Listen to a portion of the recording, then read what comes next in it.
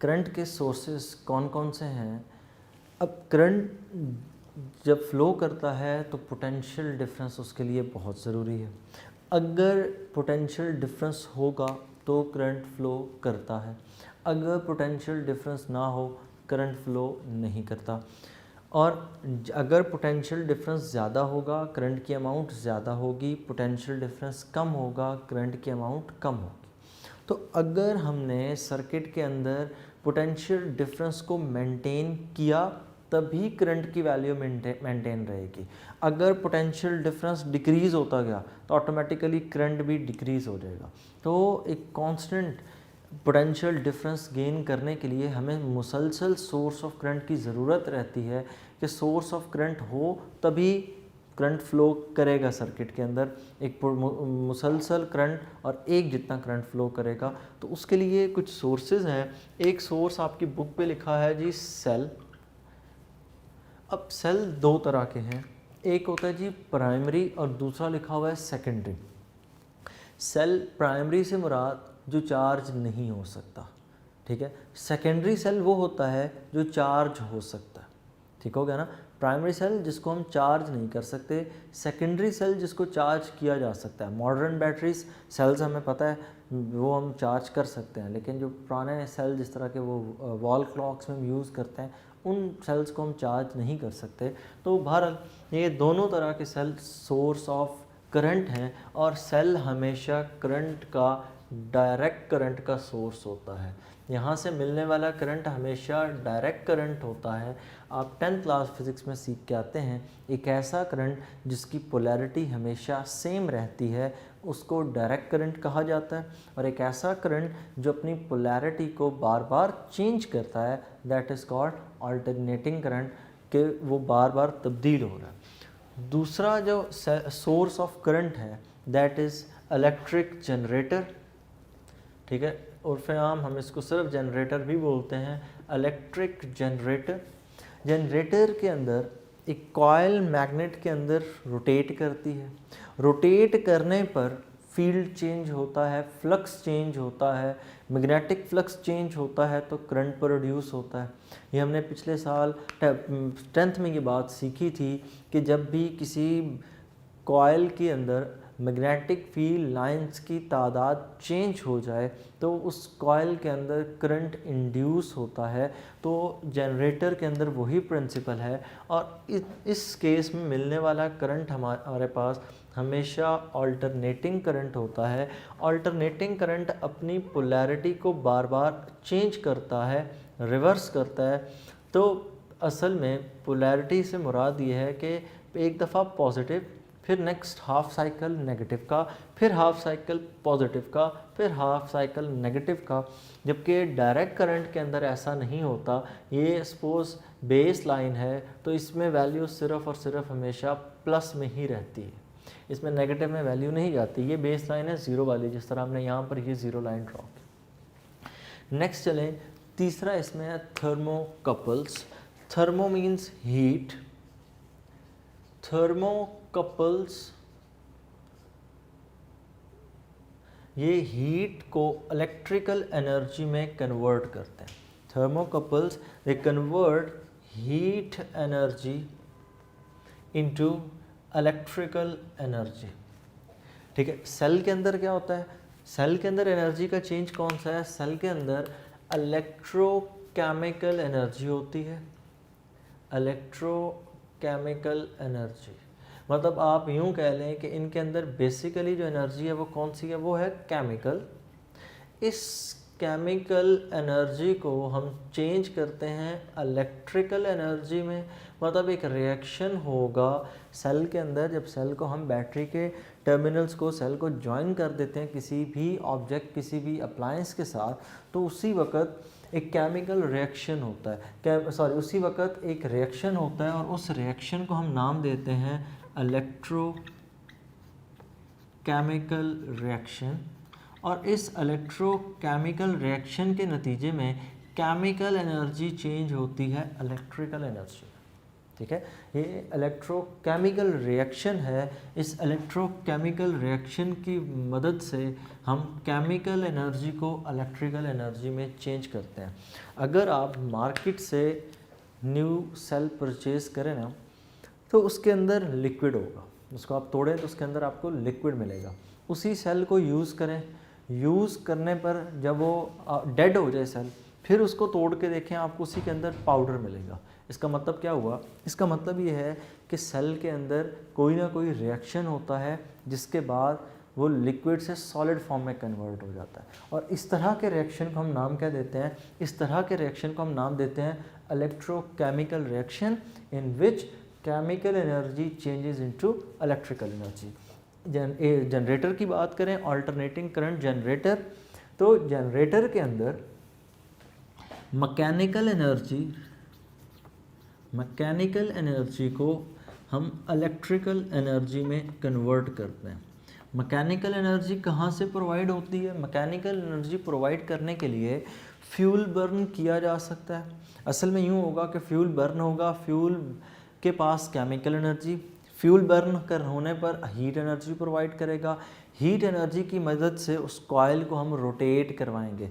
जब वो coil rotate कर गई, तो रोटेट करते वक्त हीट किस में चेंज हो रही है? मैकेनिकल में। रोटेशन है kinetic energy, and kinetic energy is the type of mechanical energy. Mechanical energy के दो हिस्से होते हैं, kinetic energy plus potential energy. Next, अब दूसरा तरीक़ेकार भी इसमें हो सकता है, जिस तरह हम जनरेटर यूज़ करते हैं हाइड्रो पावर प्लांट्स के ऊपर। हाइड्रो पावर प्लांट्स के अंदर क्या होता है कि वाटर फ्लो करता है, वाटर टरबाइन को रोटेट करवाएगा। अब टरबाइन आगे कनेक्ट होती है उस कॉइल के साथ जो मैग्नेट के बीच में लगी हुई है। तो जब टरबाइन रोटेट करेगी तो वो मैग्नेट के अंदर कॉइल को रोटेट करवाएगी, और जब वो कॉइल रोटेट करेगी तो इलेक्ट्रिसिटी प्रोड्यूस होगी। और इस केस में बनने वाला करंट अल्टरनेटिंग करंट होता है, जो अपनी पोलैरिटी को बार बार चेंज करता है। थर्मोकपल्स हीट एनर्जी को इलेक्ट्रिकल एनर्जी में कन्वर्ट करते हैं। ये असल में ज़्यादातर डिटेक्टर्स के तौर पर यूज़ किए जाते हैं टेम्परेचर को रीड करने के लिए। अब होता यूँ है कि हम दो तरह की मेटल्स यूज़ करते हैं, एक जिसका हीट के लिए इफ़ेक्ट कम, दूसरा जिसके लिए हीट का इफ़ेक्ट ज़्यादा। अब दोनों के अंदर चार्जेस की मूवमेंट एक जैसी नहीं होती। क्यों? क्योंकि हर मेटल के अंदर डिपेंड करता है इलेक्ट्रॉन्स की मूवमेंट टेम्परेचर के ऊपर। तो टेम्परेचर दोनों के लिए सेम है, बाहर तो टेम्परेचर एक जैसा, लेकिन दोनों के अंदर जो इलेक्ट्रॉन्स की मूवमेंट है वो सेम नहीं होती। दोनों में जब थोड़ा सा डिफरेंस क्रिएट होता है ना, तो इलेक्ट्रॉन्स एक मेटल से दूसरी तरफ मूव करने की कोशिश करते हैं। इसी मूवमेंट जब इलेक्ट्रॉन्स की होती है तो इसे हम थर्मोकपल्स का नाम दे देते हैं कि इलेक्ट्रॉन मूव कर गया, और इलेक्ट्रॉन मूव करने का मतलब ही करंट होता है। ठीक है, हो गया। ये हो गए 3 यूज़ इसके सोर्सेस करंट के। इसमें एक चौथा यूज़ भी है, that is solar cells. Solar cells क्या काम करते हैं? लाइट एनर्जी को चेंज करते हैं। Light energy changes into electrical energy. और आजकल सबसे बेहतर यही समझा जाता है कि हम लाइट एनर्जी को इलेक्ट्रिकल एनर्जी में कन्वर्ट करें, बिकॉज हमें पूरा दिन फ्री लाइट अवेलेबल होती है इन द फॉर्म ऑफ सन। तो सूरज की मदद से हम लाइट एनर्जी को इलेक्ट्रिकल एनर्जी में कन्वर्ट कर सकते हैं। और दूसरा इनका जो फ़ायदा वो ये कि इस केस के अंदर जो पोल्यूशन है उसके चांसेस सबसे कम होते हैं। पोल्यूशन के चांसेस इस केस में भी बहुत कम है if you are using the hydro power plants और wind power plants. Wind power plants के अंदर भी क्या है? टरबाइन नहीं घूमना है। हाइड्रो पावर प्लांट्स के अंदर भी टरबाइन नहीं घूमना है, लेकिन विंड के केस में हवा घुमाएगी, और हाइड्रो पावर प्लांट्स के केस में वाटर उसको रोटेट करवाएगा। तो जब वाटर रोटेट करवा देगा, हमें सिर्फ़ और सिर्फ गर्ज इस चीज़ से है कि कॉइल रोटेट करें। वो कैसे करेंगे इट डजंट मैटर। लेकिन अगर हम जनरेटर के अंदर यूज़ करें किसी फ्यूल को, तो फ्यूल की बर्निंग पर बहुत ज़्यादा पोल्यूशन कॉज होती है। फिर उसमें आपने पढ़ रखा है कि जब फ्यूल बर्न करता है, पोल्यूशन के साथ साथ, स्मोक के साथ साथ कार्बन डाइऑक्साइड भी है, और carbon dioxide day by day हमारे एनवायरनमेंट को डिस्टर्ब कर रही है, जिसकी वजह से ग्लोबल वार्मिंग इंक्रीज़ होती चली जा रही है। नेक्स्ट, अब ये हो गए सोर्सेज। नेक्स्ट अब हमने क्या करना है? हमने ये देखना है कि करंट के इफ़ेक्ट्स कौन कौन से हैं। मतलब जब करंट डिफरेंट ऑब्जेक्ट में से या डिफरेंट कैटेगरीज में से हम पास करवाएंगे तो वो किस किस तरह का इफ़ेक्ट रखता है। अब अगर करंट को हम किसी सॉल्यूशन में से पास करें तो करंट उस सॉल्यूशन के अंदर आयंस को मूव करवाना शुरू कर देता है, जिसके नतीजे में हमने पढ़ा था पिछले लेक्चर में कि आयनिक करंट डेवलप हो जाता है। सेम इसी तरह जब करंट को हम किसी कंडक्टर्स में से पास करवाते हैं तो कंडक्टर में से पास करते वक्त करंट का सबसे पहला इफ़ेक्ट जो हमें मिलता है that is effect of heat. उसको हम नाम देते हैं हीटिंग इफ़ेक्ट।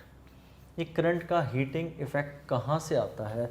तो करंट का हीटिंग इफ़ेक्ट कुछ यूँ है कि जब हम इसे किसी कंडक्टर में से पास करवाते हैं ना तो कंडक्टर के अंदर बच्चे होते हैं मेटल्स के होते हैं एटम्स, और एटम्स के इर्द गिर्द रोटेट कर रहे हैं, रिवॉल्व कर रहे हैं इलेक्ट्रॉन्स। इनमें से कुछ इलेक्ट्रॉन्स होते हैं फ्री। ये जो फ्री इलेक्ट्रॉन्स हैं ना यही करंट को लेकर आगे चल रहे होते हैं।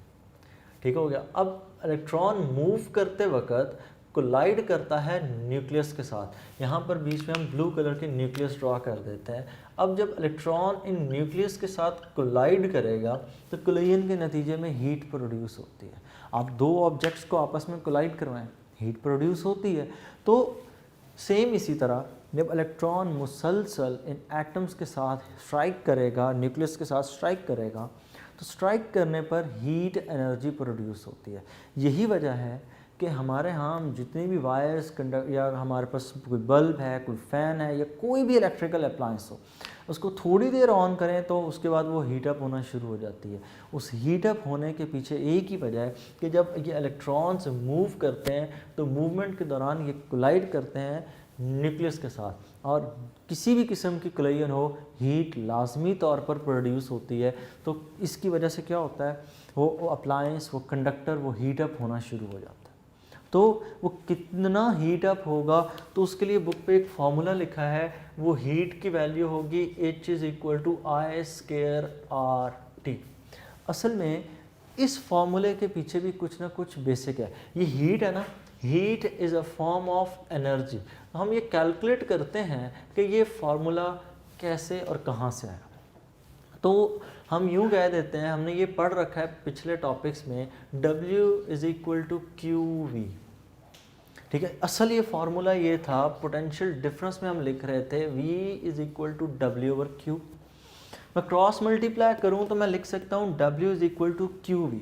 अब यहाँ पर W वर्क है, तो जितनी किसी बॉडी के पास एनर्जी होती है उतनी क्या होती है, हीट। और अब हम ये कह रहे हैं कि सारी की सारी एनर्जी हीट में कन्वर्ट हो रही है। सारी की सारी इलेक्ट्रिकल एनर्जी किस में कन्वर्ट करवा रहे हैं, हीट में।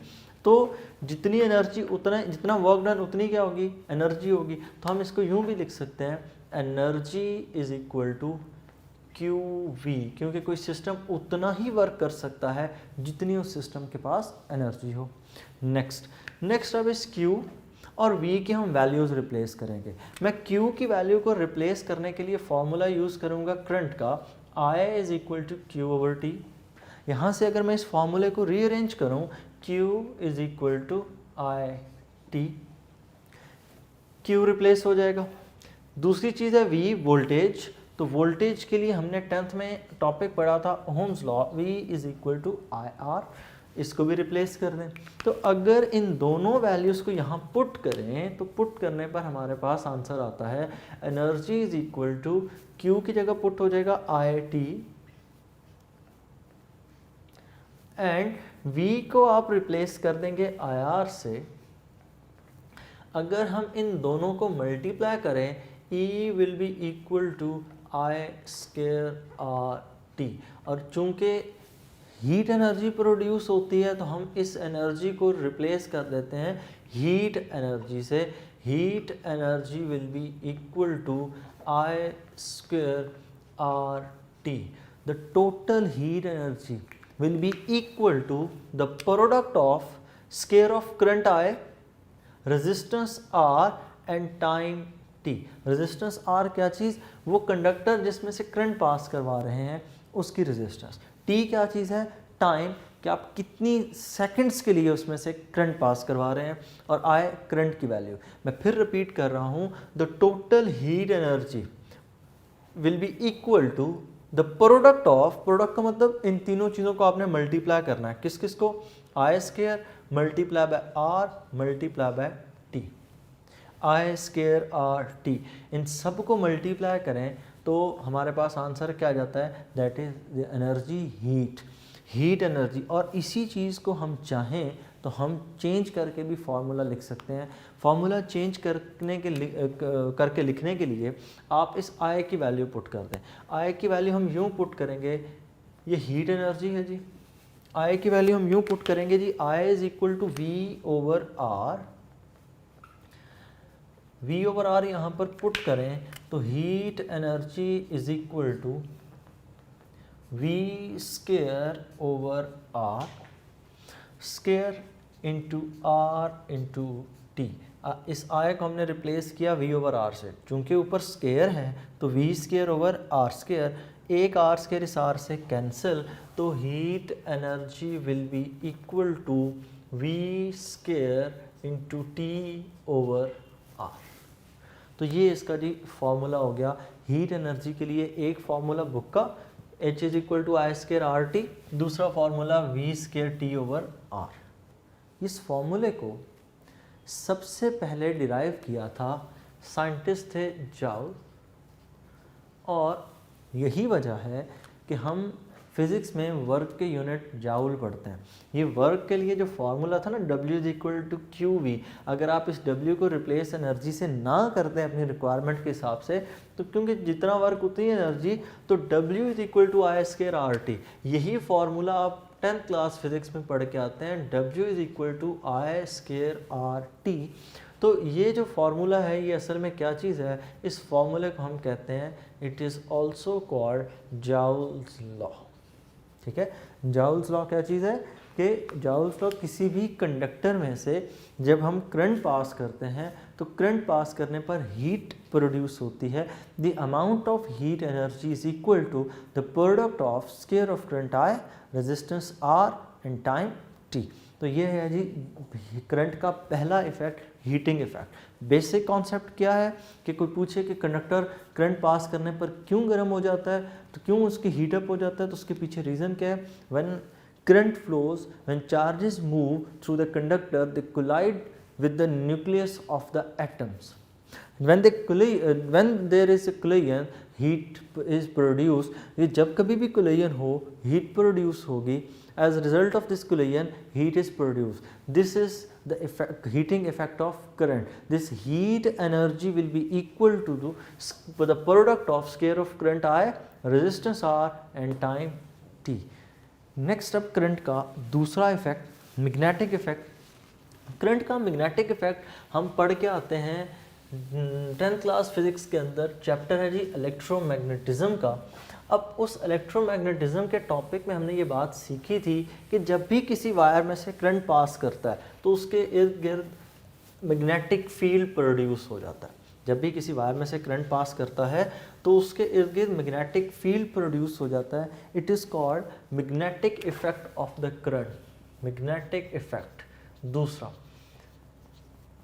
हमें कैसे पता चलता है इस मैग्नेटिक इफेक्ट का, तो मैं यूँ कुछ कहना चाह रहा हूँ कि सपोज़ हमारे पास ये कंडक्टर है, इस कंडक्टर में करंट फ्लो कर रहा है अपवर्ड। जब इस कंडक्टर में करंट फ्लो करेगा, फ्लो करते ही इस कंडक्टर के इर्द गिर्द मैग्नेटिक फील्ड प्रोड्यूस होना शुरू हो जाएगा, और ये मैग्नेटिक फील्ड की जो डायरेक्शन होगी, this direction will be in the form of concentric circles, कि ये एक के बाद दूसरा, दूसरे के बाद तीसरा, फोर्थ एंड सो ऑन, यूँ सर्कल्स की फॉर्म में होगा, और इस शेप को हम नाम देते हैं कॉन्सेंट्रिक सर्कल्स।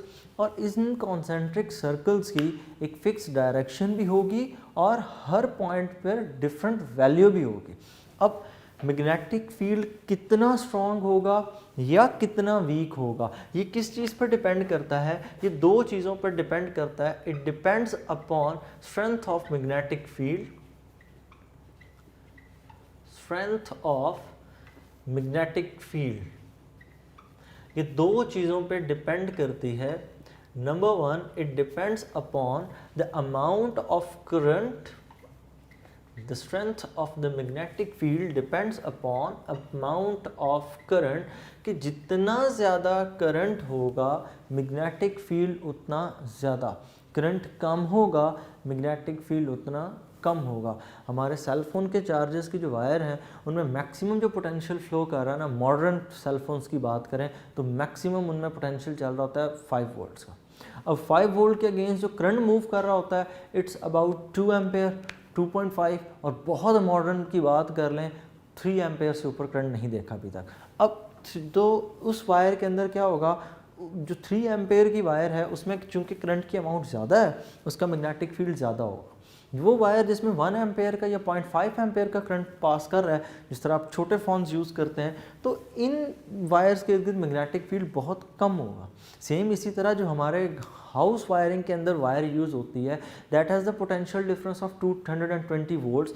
इन केसेस के अंदर करंट की अमाउंट ज़्यादा है। करंट की अमाउंट ज़्यादा होने का मतलब मैग्नेटिक फील्ड मज़ीद स्ट्रॉन्ग।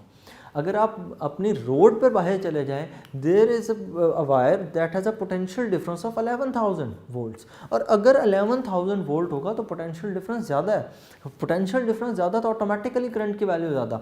अब जब पोटेंशियल डिफरेंस बहुत ज़्यादा है वहाँ पर करंट ज़्यादा, मैग्नेटिक फील्ड ऑटोमेटिकली वहाँ पर बहुत स्ट्रांग होगा।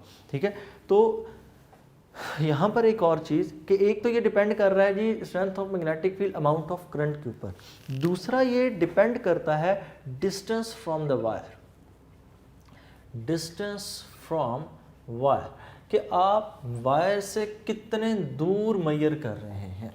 मतलब डिस्टेंस ऑफ द वायर से मुराद ये आप इस पॉइंट पर हैं, आप पॉइंट नंबर 2 पर हैं, पॉइंट नंबर 3 पर हैं, पॉइंट नंबर 4 पे हैं।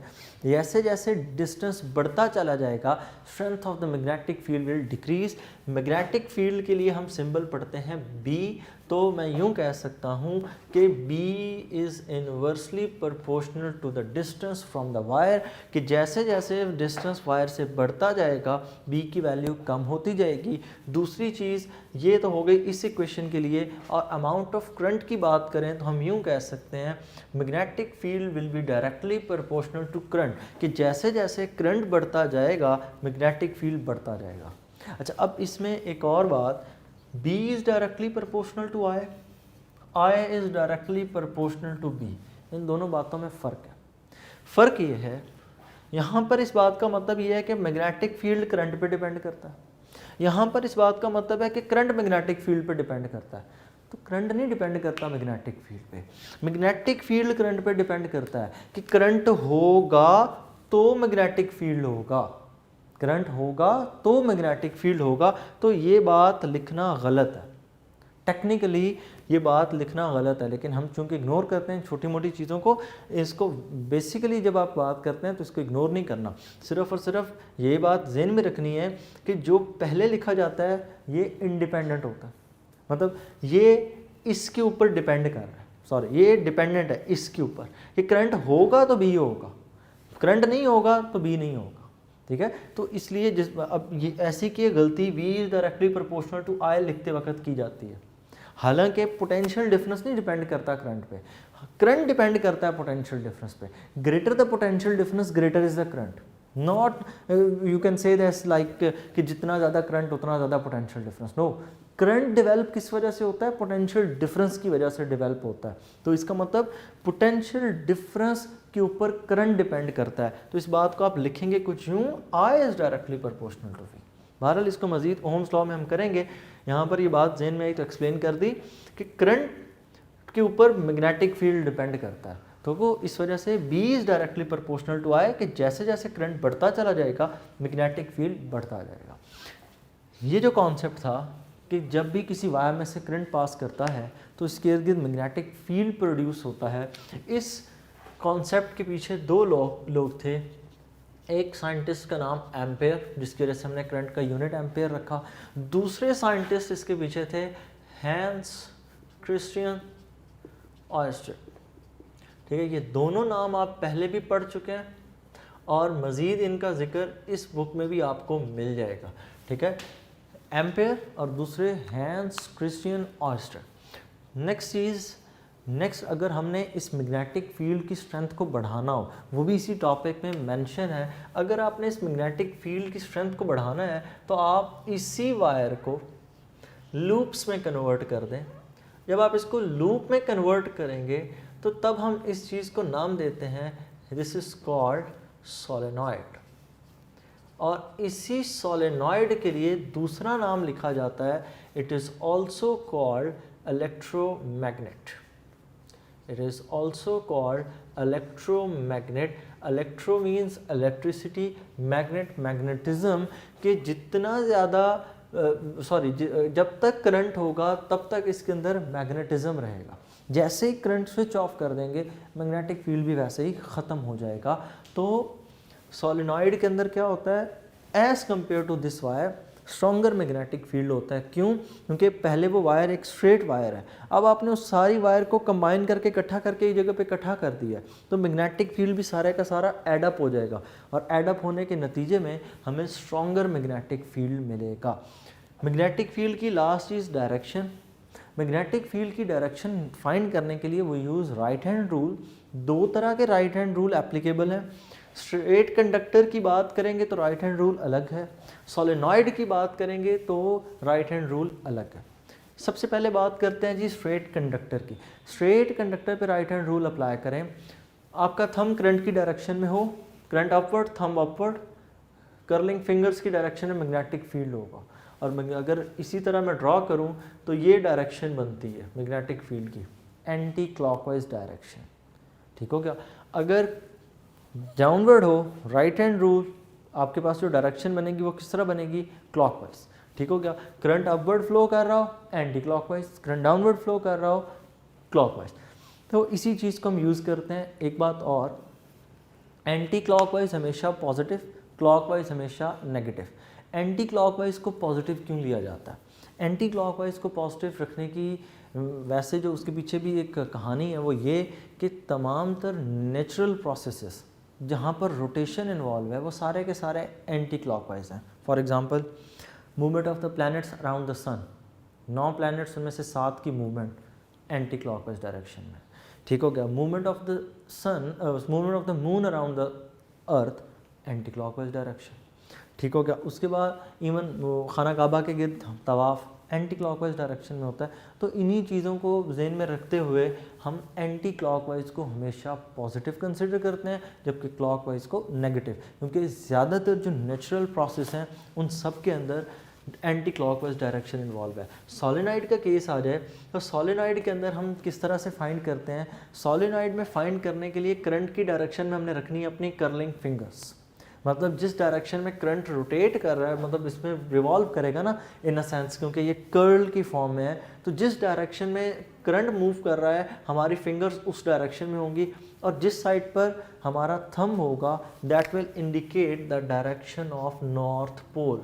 अगर करंट की डायरेक्शन हम यूँ ड्रॉ करें कि करंट हमारे से away in a sense move कर रहा है, तब हम ये कह सकते हैं, मतलब हम डायरेक्शन कुछ यूँ ड्रॉ कर दें, जब मैं इसको ग्रैस्प करूँगा विद माई राइट हैंड तो इसकी डायरेक्शन किधर बनेगी, मैं फिंगर्स को यूँ कर्ल करूँगा, thumb will indicate towards the north pole. और अगर करंट की डायरेक्शन ओपोजिट होती, इसको यूँ ग्रैस्प किया जाता, नॉर्थ पोल ओपोजिट फेस पर आ जाता।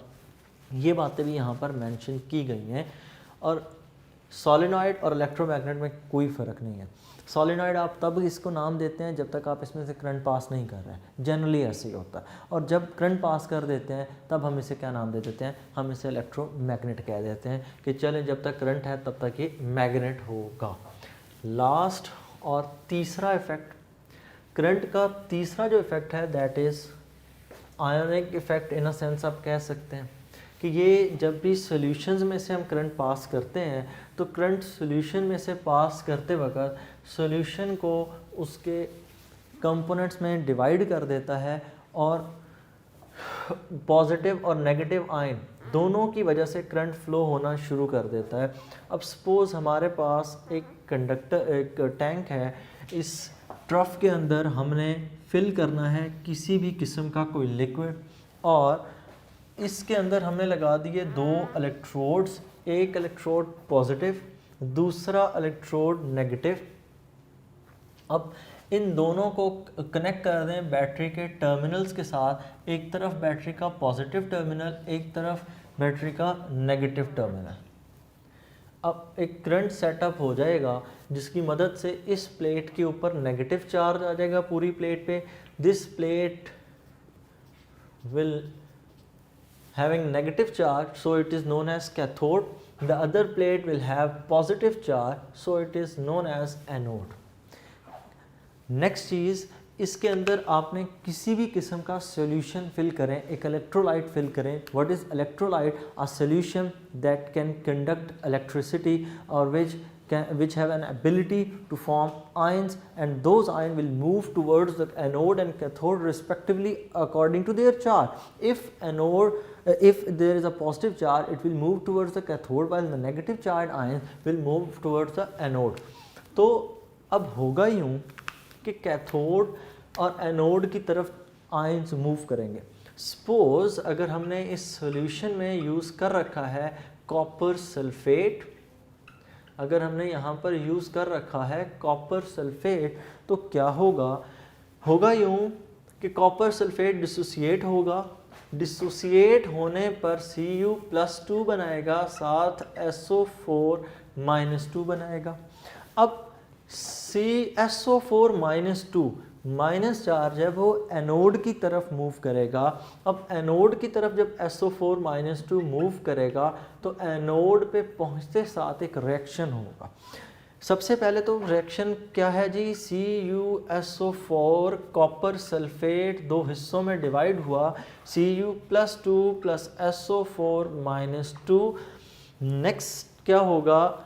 नेक्स्ट सल्फेट आयन जैसे ही एनोड पर पहुंचेगा तो ये वहाँ पर ऑक्सीडेशन शो करेगा, लॉस ऑफ इलेक्ट्रॉन लेकर आएगा। तो SO4-2 ये जब इलेक्ट्रॉन्स को लूज करेगा, SO4+2 इलेक्ट्रॉन्स, ये रिएक्शन कैरी होगा एट एनोड। और यहाँ पर एनोड के ऊपर क्या हो रहा है? ये दो इलेक्ट्रॉन्स लूज किए जा रहे हैं। Whenever there is a loss of electron it is called oxidation. तो यहाँ पर फिनोमेनन कौन सा होगा जी? ऑक्सीडेशन का। नेक्स्ट, दूसरे एंड पर यही इलेक्ट्रॉन्स इस कॉपर+2 को मिलेंगे। Cu+2 इन्हीं दो इलेक्ट्रॉन्स को गेन करेगा and it will be converted into Cu। इन दोनों को गेन करने के बाद, और ये रिएक्शन कहाँ पर होगा? This reaction will happen at cathode, और कैथोड पे इलेक्ट्रॉन गेन हो रहे हैं। तो यहाँ पर जब गेन ऑफ इलेक्ट्रॉन होगा इट इज़ कॉल्ड रिडक्शन। और इसी प्रोसेस को यूज़ करके, करंट के इसी आयोनिक इफ़ेक्ट को यूज़ करके हम प्योरीफिकेशन ऑफ द मेटल्स करते हैं। कि मेटल को प्योर करना हो तो उसके लिए ये तरीक़ेकार 9th क्लास केमिस्ट्री में आपने पढ़ा, फर्स्ट ईयर केमिस्ट्री के अंदर भी आपने इसको पढ़ा, प्योरीफिकेशन। नेक्स्ट इसके अंदर हम एक और जो बड़ा इम्पॉर्टेंट चीज़ इसके अंदर हम कर सकते हैं, वो इम्पॉर्टेंट चीज़ क्या है? हम इसी फिनोमेनन पूरे को यूज़ करके यहाँ पर करंट की मदद से हम कोटिंग भी कर सकते हैं कि एक मेटल की कोटिंग किसी दूसरी मेटल के ऊपर, विच इज़ कॉल्ड इलेक्ट्रोप्लेटिंग, के इलेक्ट्रिक मेथड यूज़ करके एक मेटल को दूसरी मेटल के ऊपर लेयर की फॉर्म में डिपॉजिट कर देना, दैट इज़ कॉल्ड इलेक्ट्रोप्लेटिंग। उसको भी किया जा